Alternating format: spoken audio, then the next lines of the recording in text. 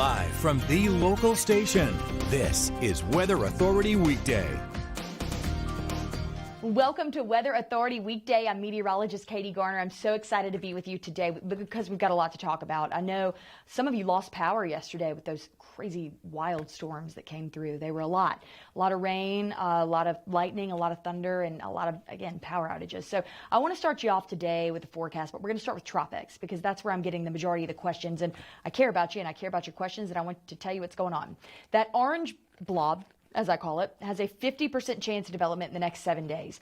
What that system is likely to do is to become a tropical depression, okay? It would take a turn to the northwest most likely, and that would be good, okay?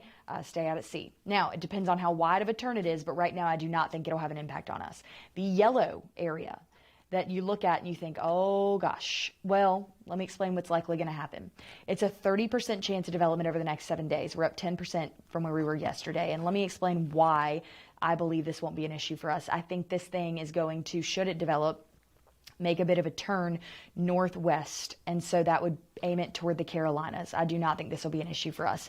And then, of course, we had Dexter that formed, and as Dexter formed, it certainly made its way, into the eastern part of the area. So we are certainly going to be looking as to what's going on with all this. And so, yeah, we're keeping an eye on the tropics. We're keeping you updated, and we want you to know that really it's going to be something that we just have to, make sure things are okay. And I think that, for us here, let's see if we can get into the forecast.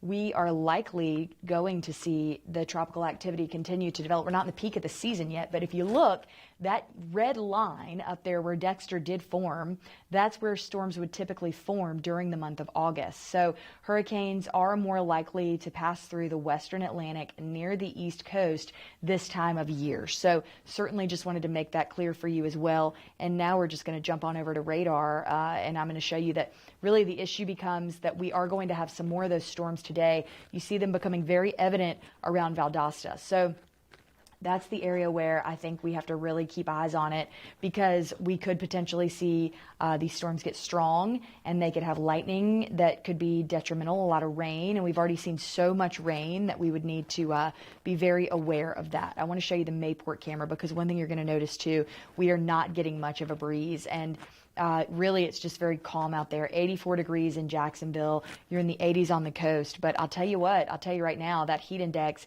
makes you feel more like you're well into the 90s. You feel like you're at 95 in Jacksonville and 99 in St. Augustine already. So as we get through this, I will show you that truthfully, we're going to feel like we're in the hundreds as early as 1 o'clock this afternoon.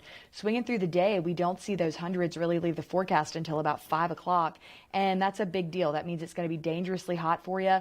And it's something that we have got to keep an eye on. So, as we look at the flash flood risk, I do want to say that even by midweek, we've still got a little bit of a risk for a flash flood.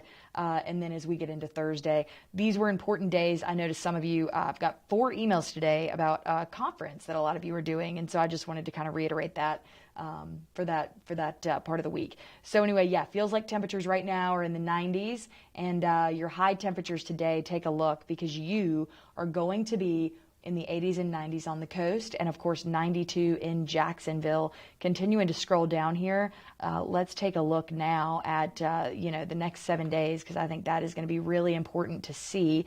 And I know our graphics are moving a little slow. It doesn't matter. You're getting the gist. So we're going to be in the 90s, digressing back into the 80s Thursday through Saturday, and that's because we're going to have so much rain that it's going to make a mark, but it's cooling us down a little bit.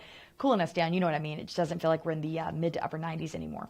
So that's what I'm looking at, but great rainfall chances. Let's take a look at what the National Weather Service has to say, because, yeah, flash flooding can escalate quickly. You want to set up a way to get weather warnings straight to your phone, and when alerted to a flash flood, go to higher ground immediately.